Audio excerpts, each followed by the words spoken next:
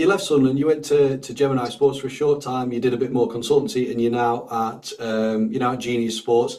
Mm. Just a little overview, if you can, do just what kind of things are you doing there, if you can. Yeah, so Genius is a quite remarkable company. Most people have probably heard of Second Spectrum, and Second Spectrum is now a Genius company. Right. So that's a big part of the technology. So for those that don't know, essentially camera-based tracking of players within matches. So there's a range of cameras around the stadiums, and they are triangulating the position of players on the pitch so that you can then post game go, okay, this guy has moved this distance at these speeds, and start to get an understanding of the physical exertion they've made within a game.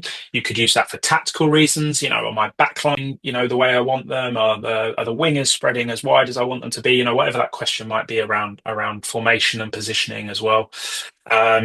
And so the Second Spectrum have done that for a long time, and there's recently been an evolution to a new product called Dragon, which is still using many of those underlying technologies that have been in existence for a long time. And what they're doing is something called mesh tracking.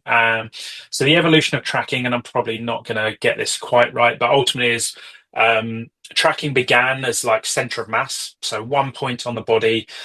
This is where they are, and we're following them around. That then evolved into like skeletal tracking. So you're looking at different joints. We're saying, okay, this is where the shoulder is, this is where the head is, the knees are, etc.